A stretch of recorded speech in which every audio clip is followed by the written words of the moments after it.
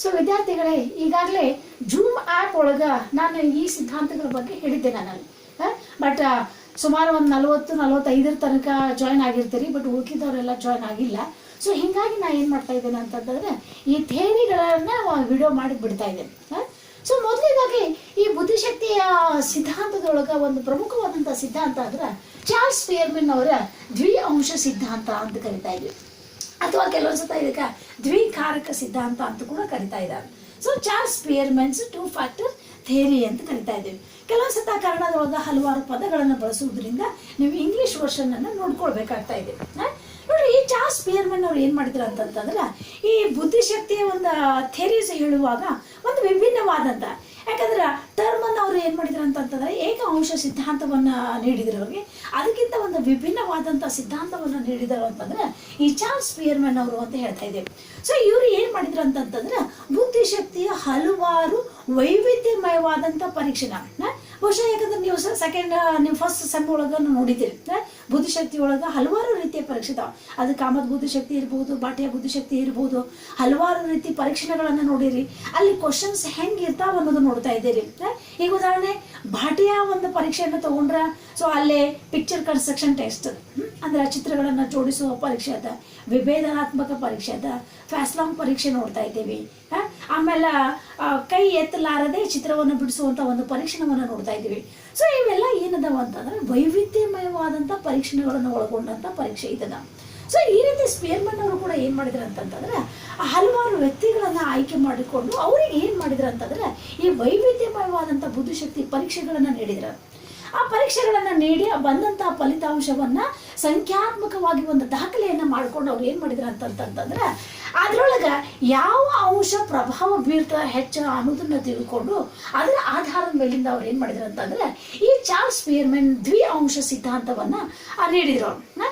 So ಅವ್ರು ಏನು ಹೇಳ್ತಾ ಇದ್ದಾರೆ ಅಂತಂದ್ರೆ ಅವ್ರ ವ್ಯಕ್ತಿ ಒಳಗೆ ಏನಿರ್ತದೆ ಅಂತಂತಂದ್ರೆ ಅವ್ರ ಪ್ರಕಾರ ಬುದ್ಧಿಶಕ್ತಿ ಅಂತಂತಂದ್ರೆ ವಸ್ತುಗಳನ್ನು ಗುರುತಿಸುವಂತ ಸಾಮರ್ಥ್ಯ. ಅಂದ್ರೆ ಯಾವುದೇ ಒಂದು ವ್ಯಕ್ತಿ ಇದು ಮಾಡ್ತಂದ್ರೆ ಅವ್ರ ಮುಂದೆ ಹಲವಾರು ವಸ್ತು ವಿಷಯಗಳು ಬಂತಂದ್ರೆ ಅವುಗಳನ್ನ ಗುರುತಿಸ್ತಾ ಇದಾರಲ್ಲ, ಸೊ ಅದು ಅವ್ರದ್ದು ಏನದ ಅಂತಂತಂದ್ರೆ ಬುದ್ಧಿಶಕ್ತಿ ಅನ್ನೋದನ್ನ ಚಾರ್ಲ್ಸ್ ಸ್ಪಿಯರ್ಮನ್ ಅವರು ಹೇಳಿದ್ರು. ಸೊ ಇವರು ಅದೇ ಹೇಳ್ತಾ ಇದಾರ. ಸೊ ಆ ಗುರುತಿಸುವ ಸಾಮರ್ಥ್ಯದಿಂದಲೇ ಆ ವ್ಯಕ್ತಿಯ ಸಂಜ್ಞಾನಾತ್ಮಕ ಜೀವನ ಅಂದ್ರೆ ಕಾಗ್ನಿಟಿವ್ ಲೈಫ್ ಪ್ರಾರಂಭ ಆಗ್ತದ ಅಂತ ಹೇಳ್ತಾ ಇದ್ದಾರೆ. ಸೊ ಇವರು ತಮ್ಮ ಸಿದ್ಧಾಂತದೊಳಗ 3 ಮುಖ್ಯ ನಿಯಮವನ್ನ ಹೇಳಿದರು. ಅವು ಯಾವುವು ಅಂತಂದ್ರೆ ಪ್ರತಿಯೊಬ್ಬ ವ್ಯಕ್ತಿಗೆ ತನ್ನ ಮಾನಸಿಕ ಪ್ರಕ್ರಿಯೆಗಳನ್ನ ಮತ್ತು ಅನುಭವಗಳನ್ನ ಅವಲೋಕಿಸುವ ಶಕ್ತಿ ಇರ್ತದ. ನೋಡಿ, ನಾವು ಹೆಚ್ಚು ಏನ್ ಮಾಡ್ಕೊಂಡಿರ್ತೇವೆ ಅಂತಂದ್ರೆ ಅರ್ಥ ಮಾಡ್ಕೊಂಡಿರ್ತಾ ಇದ್ದೇವೆ. ಸೊ ನಮ್ಮಲ್ಲಿ ಏನ್ ನಡೀತದ ಅನ್ನೋದು ನಮಗೆ ಕೊಡ್ತಾ ಇದೆ. ಆಮೇಲೆ ನಮ್ಮ ಅನುಭವಗಳು ಯಾವುವು, ಸೊ ಅದನ್ನೆಲ್ಲ ಏನಿರ್ತದೆ ಅಂತಂದ್ರೆ ಅವಲೋಕನವನ್ನ ಮಾಡಿ ನಮ್ಮನ್ನ ನಾವು ಅವಲೋಕನ ಮಾಡುವಂತ ಶಕ್ತಿ ಪ್ರತಿಯೊಬ್ಬರಿಗೂ ಇರ್ತದೆ. ಇವನ್ ಇಂದ್ರಿಯಾತೀತ ಅನುಭವಗಳನ್ನ, ಇಂದ್ರಿಯಾತೀತ ಅಂದ್ರೆ ನಮ್ಮ ಇಂದ್ರಿಯಗಳಿಗೆ ಗೋಚರಿಸದೆ ನಮ್ಗೆ ಆಗಿರುವಂತಹ ಅನುಭವಗಳನ್ನು ಕೂಡ ಏನದ ಅಂತಂತಂದ್ರೆ ಅವಲೋಕಿಸುವ ಶಕ್ತಿ ಪ್ರತಿಯೊಬ್ಬರಿಗೂ ಇರ್ತದ ಅಂತ ಹೇಳಿ ಸ್ಪಿಯರ್ಮನ್ ಅವರು ಹೇಳ್ತಾ ಇದ್ದಾರೆ. ಇನ್ನು ಎರಡನೇದೇನು ಹೇಳ್ತಾ ಇದ್ದಾರೆ ಅಂತಂತಂದ್ರೆ ವಿವಿಧ ವಿಷಯ ಮತ್ತು ವಸ್ತುಗಳ ಪರಸ್ಪರ ಸಂಬಂಧವನ್ನು ಗುರುತಿಸುವಂತ ಸಾಮರ್ಥ್ಯ. ಪ್ರತಿಯೊಬ್ಬ ವ್ಯಕ್ತಿಯ ಬುದ್ಧಿಶಕ್ತಿ ಹೆಂಗಿರ್ತದ ಅಂತಂದ್ರೆ ಅವ್ರಿಗೆ ಹಲವಾರು ವಸ್ತುಗಳನ್ನು ಕೊಟ್ಟಾಗ ಆ ವಸ್ತು ಆಗಿರ್ಬೋದು ಅಥವಾ ವಿಷಯ ಆಗಿರ್ಬೋದು, ಆ ವಸ್ತು ವಿಷಯಗಳ ನಡುವಿನ ಪರಸ್ಪರ ಸಂಬಂಧವನ್ನು ಗುರುತಿಸುವಂತ ಸಾಮರ್ಥ್ಯ ಇರ್ತಾ ಇದೆ.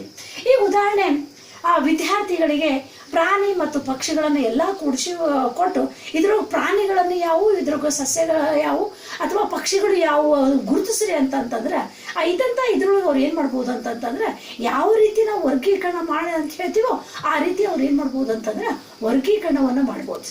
ಇಲ್ಲ ಈ ಕೆಲವೊಂದೆಲ್ಲ ಮಕ್ಕಳಿಗೆ ಟೇಬಲ್ ಆಗಿರ್ಬೋದು, ಬೆಂಚು, ಕುರ್ಚಿ, ಡೆಸ್ಕು ಇವನ್ನೆಲ್ಲ ಕೊಟ್ಟು ಇವುಗಳೊಳಗೆ ಯಾವ ಮರದಿಂದ ಮಾಡಲ್ಪಟ್ಟಿದ್ದಾವ, ಯಾವ ಕಬ್ಬಿಣದಿಂದ ಮಾಡಲ್ಪಟ್ಟಿದ್ದಾವ ಅಂತ ಹೇಳಿದಾಗ ವಿದ್ಯಾರ್ಥಿಗಳು ಮರದಿಂದ ಮಾಡಲ್ಪಟ್ಟಿದಂಥ ವಸ್ತುಗಳು ಯಾವುವು ಮತ್ತು ಕಬ್ಬಿಣದಿಂದ ಮಾಡಲ್ಪಟ್ಟ ವಸ್ತುಗಳು ಯಾವುವು ಅನ್ನೋದನ್ನ ಏನು ಮಾಡ್ತಾ ಇದ್ದಾರೆ ಅಂತಂದ್ರೆ ಗುರುತು ಹಿಡಿತಾ ಇದ್ದಾರೆ.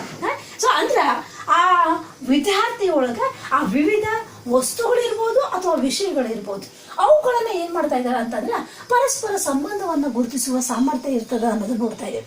ಇನ್ನು ಮೂರನೇದು ಏನು ಹೇಳ್ತಾ ಇದ್ದೇವೆ ಅಂತಂತಂದ್ರೆ, ಎರಡು ವಸ್ತುಗಳು ಅಥವಾ ವಿಷಯಗಳ ಸಹ ಸಂಬಂಧವನ್ನ ಗುರುತಿಸುವ ಮತ್ತು ಕಲ್ಪಿಸುವ ಸಾಮರ್ಥ್ಯ.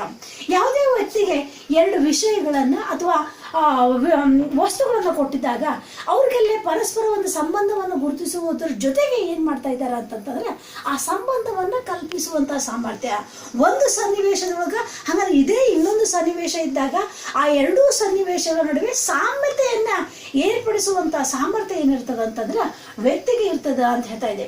ಈಗ ಉದಾಹರಣೆ, ಯಾರಿಗೆ ಈಗ ಟೈಪಿಂಗ್ ಕಂಪ್ಯೂಟರ್ ಕಲಿತಾ ಇರ್ತೀವಿ ಹೌದಾ, ಕಂಪ್ಯೂಟರ್ ಕಲಿಕೆ ಮತ್ತು ಟೈಪಿಂಗ್ ಕಲಿಕೆ, ಸೊ ಎರಡು ಬೇರೆ ಬೇರೆ ಒಂದು ಇದೆ, ಆದರೂ ಕೂಡ ಅಲ್ಲಿ ಏನದ ಅಂತಂದ್ರೆ ಸಾಮ್ಯತೆ ಇದೆ. ಸೊ ಟೈಪಿಂಗ್ ಮಷಿನ್ ಒಳಗೆ ಹೆಂಗೆ ನಾವು ಟೈಪ್ ಮಾಡ್ತೇವೋ ಅದೇ ರೀತಿ ಕಂಪ್ಯೂಟರ್ ಒಳಗೂ ಕೂಡ ಟೈಪ್ ಮಾಡ್ಲಿಕ್ಕೆ ಬರ್ತಾ ಇದೆ. ಸೊ ಅಲ್ಲೇ ಎರಡನೇ ಒಂದು ಇದು ಕಂಪ್ಯೂಟರ್ ಕಲಿಕೆ ಒಳಗೆ ಮೊದಲು ಕಲ್ತಿದ್ದಂಥ ಒಂದು ವಿಷಯ ವಸ್ತುವನ್ನ ವಿದ್ಯಾರ್ಥಿ ಏನು ಮಾಡ್ತಾನೆ ಅಂತಂದ್ರೆ ನೆನಪು ಮಾಡ್ಕೋತಾ ಇದ್ದಾನ. ನೆನಪು ಮಾಡಿ ಅಲ್ಲಿ ಏನು ಮಾಡ್ತಾ ಇದ್ದಾನೆ ಅಂತಂದ್ರೆ ಅವೆರಡರ ನಡುವೆ ಹೋಲಿಕೆಯನ್ನು ಏರ್ಪಡಿಸ್ತಾ ಇದ್ದಾನೆ. ಸೊ ಆ ಹೋಲಿಕೆಯನ್ನು ಏರ್ಪಡಿಸಿ ಅಲ್ಲೇ ಹೋಲಿಸುವಂತ ಆ ಸಾಮರ್ಥ್ಯವನ್ನು ಕೂಡ ಏನಿರ್ತದ ಅಂತಂದ್ರೆ ಆ ವಿದ್ಯಾರ್ಥಿಗೆ ವ್ಯಕ್ತಿಗೆ ಇರ್ತದ ಅಂತ ಹೇಳ್ತಾರೆ. ನೋಡ್ರಿ, ಈ ಮೂರು ನಿಯಮಗಳು ಅಲ್ಲೇ ಬುದ್ಧಿಶಕ್ತಿ ಒಳಗೆ ಇರ್ತದ ಅಂತ ಹೇಳಿ ಸ್ಪೇರ್ಮನ್ ಅವರು ಹೇಳ್ತಾ ಇದ್ದಾರೆ. ಅಂದ್ರ ವಸ್ತುಗಳನ್ನ ಅಥವಾ ವಿಷಯಗಳನ್ನ ಗ್ರಹಿಸುವಂತದ್ದಾಗಿರ್ಬೋದು, ಗುರುತಿಸುವಂತದ್ದಾಗಿರ್ಬೋದು, ಅವುಗಳ ನಡುವೆ ಸಂಬಂಧಗಳನ್ನು ಕಲ್ಪಿಸುವಂತದ್ದು, ಹೋಲಿಕೆ ಮಾಡುವುದೇ ಬುದ್ಧಿಶಕ್ತಿ ಅಂತ ಏನ್ ಮಾಡ್ತಾ ಇದ್ದಾರೆ ಅಂತಂದ್ರೆ ಚಾರ್ಲ್ಸ್ ಸ್ಪೇರ್ಮನ್ ಅವ್ರು ಹೇಳ್ತಾ ಇದ್ದಾರೆ. ಸೊ ಇವರು ತಮ್ಮ ಸಿದ್ಧಾಂತದೊಳಗೆ ಏನ್ ಮಾಡ್ತಾ ಇದ್ದಾರೆ ಅಂತಂದ್ರೆ ಎರಡು ಮುಖ್ಯ ಅಂಶಗಳನ್ನ ಹೇಳ್ತಾ ಇದ್ದಾನೆ. ಅದಕ್ಕೆ ನಾವೇನ್ ಹೇಳ್ತಾ ಇದ್ರೆ ದ್ವಿ ಅಂಶ ಅಥವಾ 2 ಫ್ಯಾಕ್ಟರ್ ಅಂತ ಹೇಳ್ತಾ ಇದ್ದೇವೆ. ಅವ್ರು ಹೇಳಿದಂತ ಎರಡು ಅಂಶಗಳು ಯಾವುವು ಅಂತಂದ್ರೆ ಒಂದು ಜಿ ಅಂಶ ಅಂತ ಕರಿತಾ ಇದ್ದೇವೆ. ಸೊ ಇದ್ರಾಗ ಜನರಲ್ ಫ್ಯಾಕ್ಟರ್ ಅಂತ ಕರಿತಾ ಇದೆ. ಇನ್ನೊಂದು ಅಂತಂದ್ರೆ ಎಸ್ ಅಂಶ, ಅದು ಸ್ಪೆಸಿಫಿಕ್ ಫ್ಯಾಕ್ಟರ್ ಅಂತ ಕರಿತಾ ಇದೆ. ನೋಡಿ, ಜಿ ಅಂಶ ಅಂತಂದ್ರೆ ಇದು ಸಾರ್ವತ್ರಿಕವಾಗಿ ಪ್ರತಿಯೊಬ್ಬ ವ್ಯಕ್ತಿಯೊಳಗೂ ಇರ್ತಾ ಇದೆ. ಇದು ಅನುವಂಶೀಯವಾಗಿ ಬಂದಿರುವಂತ ಒಂದು ಏನಾಗಿರ್ತದೆ ಅಂತಂತಂದ್ರೆ ಈ ಜಿ ಅಂಶ ಇದು ಅನುವಂಶೀಯವಾಗಿ ಪ್ರತಿಯೊಬ್ಬ ವ್ಯಕ್ತಿಯೊಳಗ ಬಂದಿರುವಂತ ಒಂದು ಸಾಮರ್ಥ್ಯ ಆಗಿರ್ತಾ ಇದೆ. ಮತ್ತೆ ಈ ಜಿ ಅಂಶದ ಏನಾಗಿರ್ತದ ಅಂತಂತಂದ್ರೆ ಇದರ ವ್ಯಾಪ್ತಿ ಹೆಚ್ಚಾದಂಗ ಚಟುವಟಿಕೆ ಒಳಗೆ ಏನಾಗಿರ್ತದ ಅಂತಂತಂದ್ರೆ ಹೆಚ್ಚು ಯಶಸ್ಸನ್ನ ಗಳಿಸಿಕೊಂಡಿರುವಂತದ್ದು. ನೋಡ್ರಿ, ಸರ್ವವ್ಯಾಪ್ತಿಯಾಗಿ ಪ್ರತಿಯೊಬ್ಬ ವ್ಯಕ್ತಿಯೊಳಗೂ ಕಂಡು ಬರ್ತಾ ಇದೆ. ಯಾವುದೋ ಜಿ ಅಂಶ ಹೇಳ್ತಾ ಇದ್ದೇನೆ, ಸರ್ವ ವ್ಯಕ್ತಿಗಳಲ್ಲಿ ಅಂದ್ರೆ ಪ್ರತಿಯೊಬ್ಬ ವ್ಯಕ್ತಿಗಳಲ್ಲಿ ಕಂಡು ಬರ್ತಾ ಇದೆ.